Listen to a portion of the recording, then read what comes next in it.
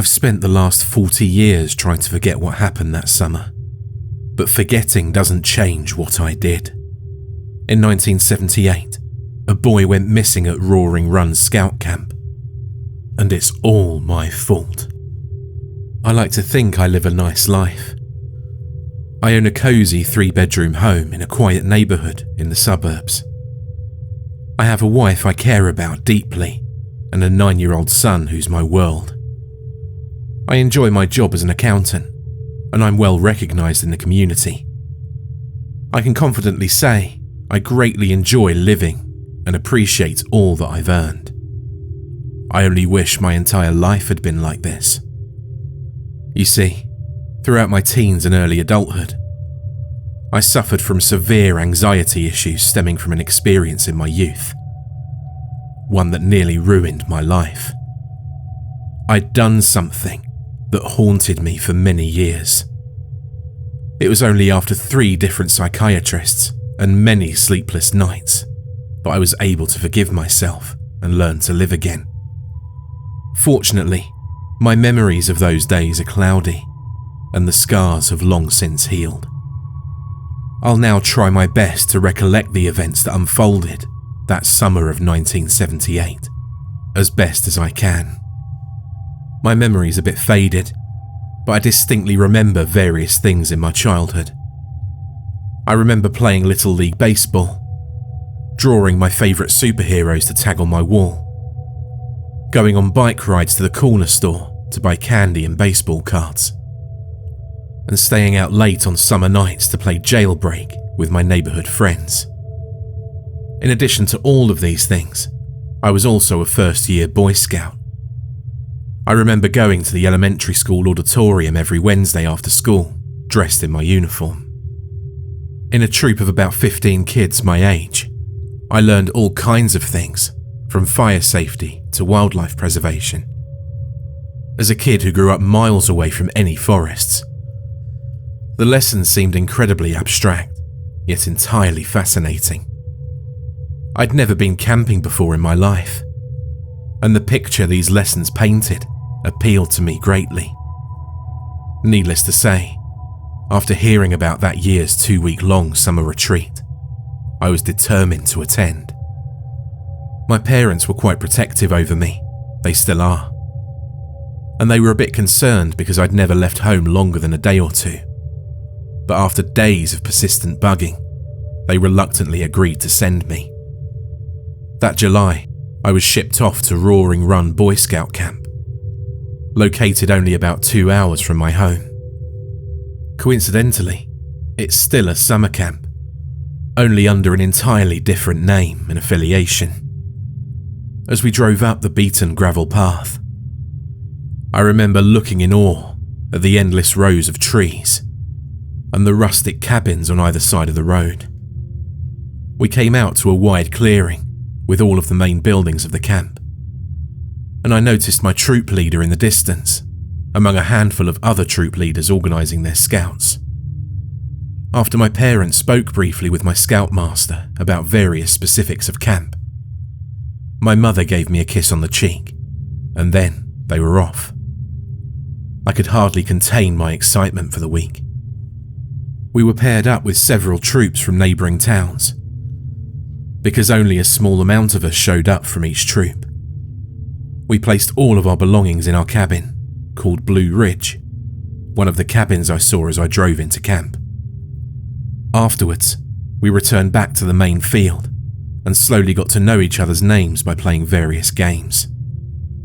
I quickly got to know just about all of them, but one in particular stood out to me.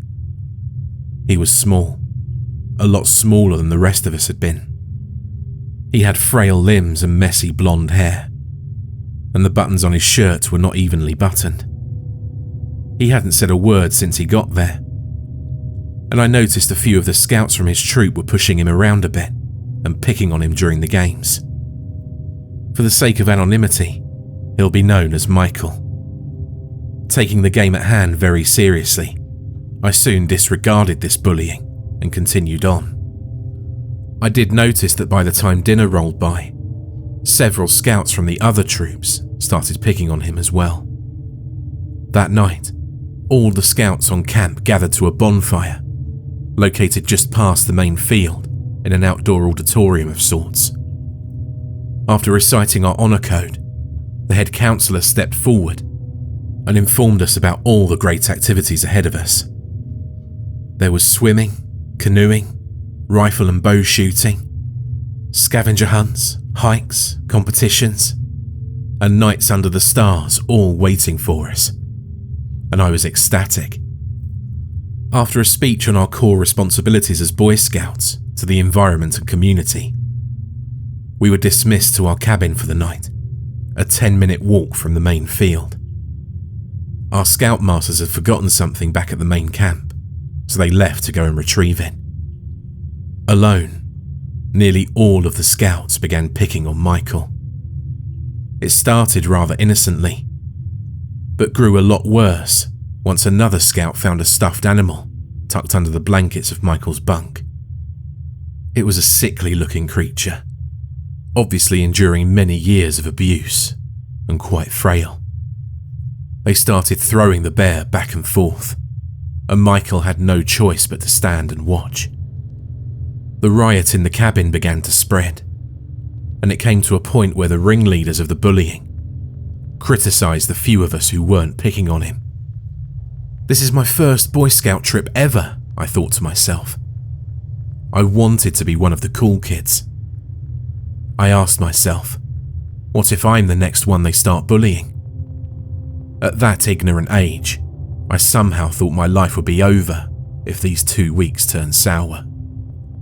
My cowardice got the best of me, and I hit a turning point. The start of a series of events that would devastate me for years to follow.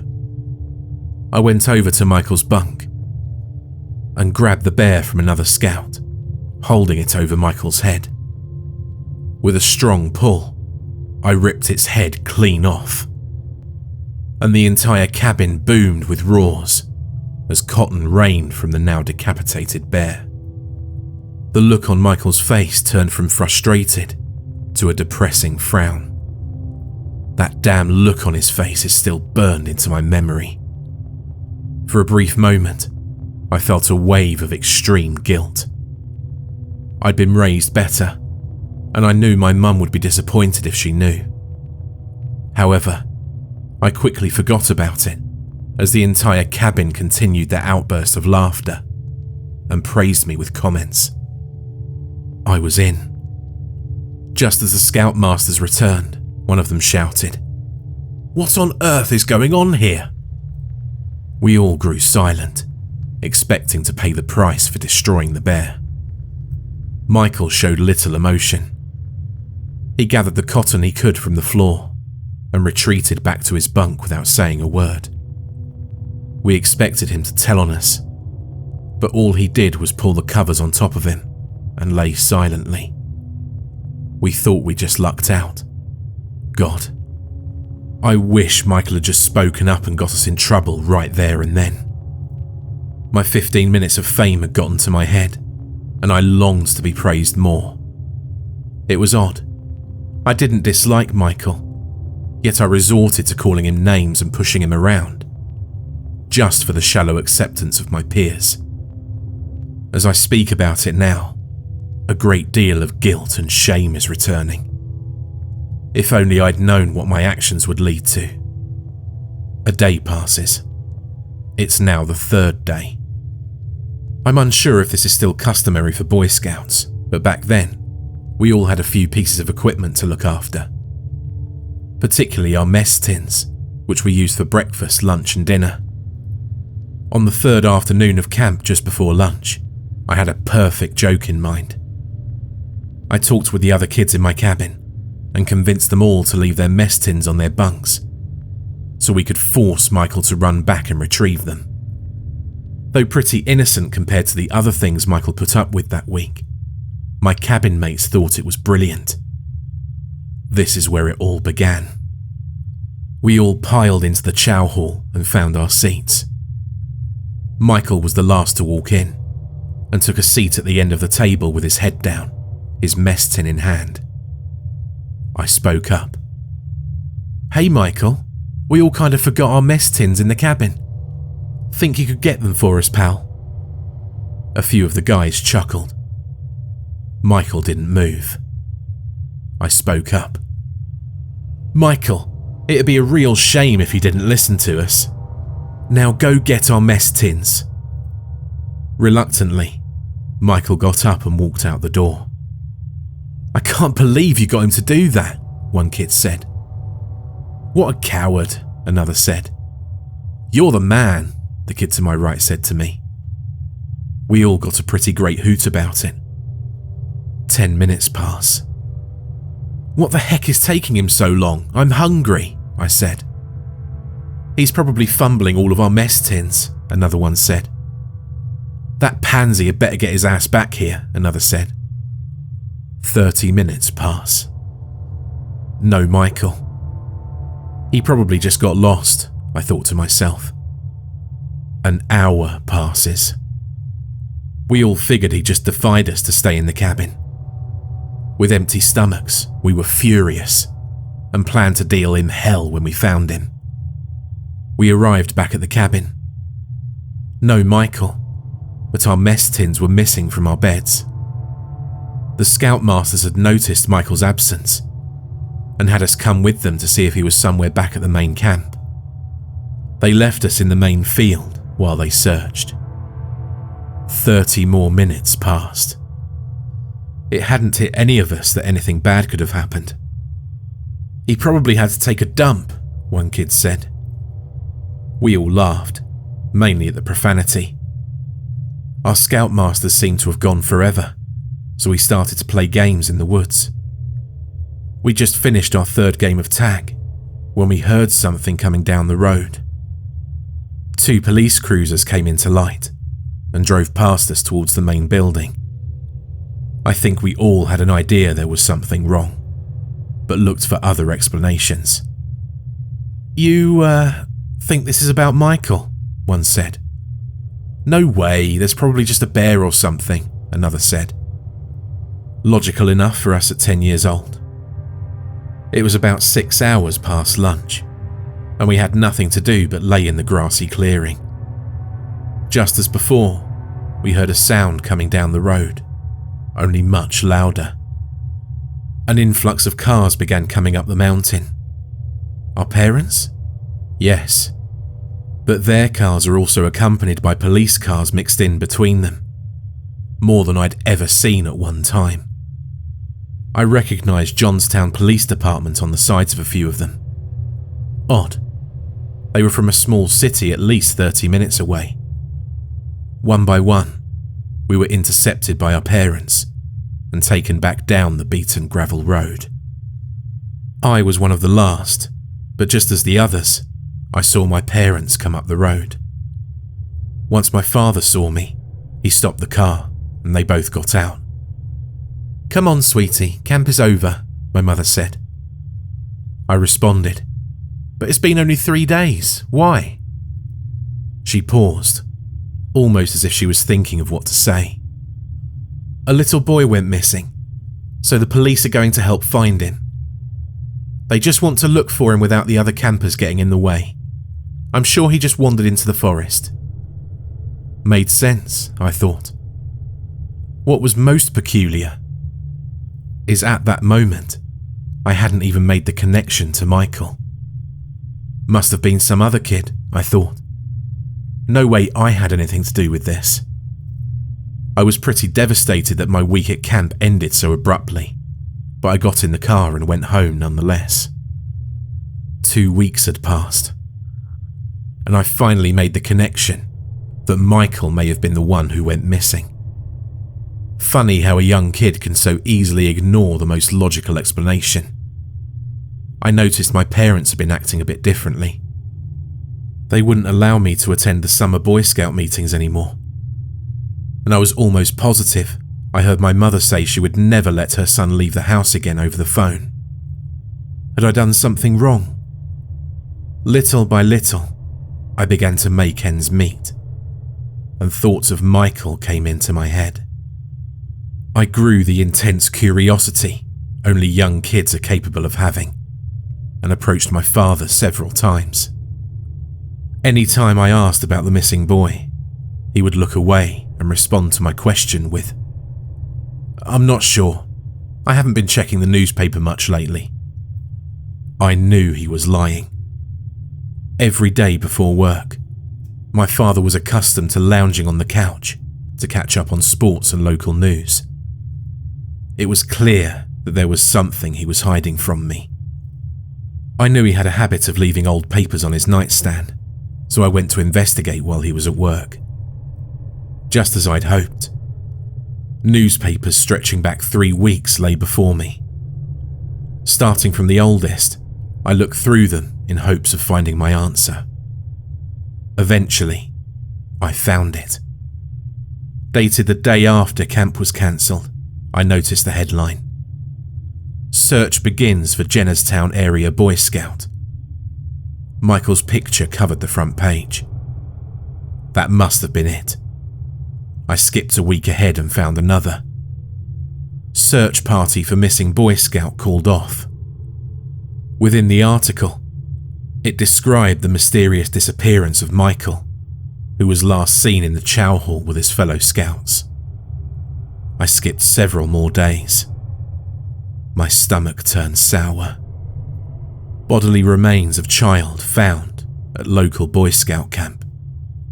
The headline made me sick, but I continued reading. Here's what I remember from the article. Once the search party was called off, Roaring Run was reopened and campers returned. It was very hot and humid that week, and those who stayed in Blue Ridge complained of a foul stench in the cabin the first few days. As the second week came by, the stench grew unbearable, and camp maintenance went to the cabin looking to find the source. The first thing they noticed was an abnormally loose floorboard near the centre of the cabin. When they uncovered the board, they made a shocking discovery. They found him there, underneath the floor. He'd clearly been there for weeks. According to the article, he was found partially buried by several mess tins. Our mess tins. Apparently, he was almost unrecognisable, and the crevice was filled with blood. The only piece of evidence they found was a bloodied, decapitated teddy bear in his hands, with a note inside reading, "Spiker." There were no witnesses or suspects. I hadn't fully realised what the course of my actions accomplished. But as I grew older, the guilt grew stronger, and I once thought about hurting myself. My actions killed an innocent human being. If I hadn't sent Michael back to get our damn mess tins, he'd probably still be here. Fortunately, after many years, I'm finally able to forgive myself of my actions so long ago. Roaring Run was closed permanently, and the land was purchased by a logging company who used it for about 10 years. The land lay untouched until 1998, when it was purchased by a Marine Corps general who turned it into a youth mentor camp. Every once in a while when I visit my parents, I take a trip to the local library and view the same archived headlines I discovered all those years ago. It's weird. What once caused me such pain and guilt for the greater part of my life has left me desensitized. Though sometimes I can still see his desperate face that night I ruined his bear. If only I'd known what was in store for the summer of 1978. But one mystery remains. I still have no idea what happened to him, and I don't know what the word spiker means.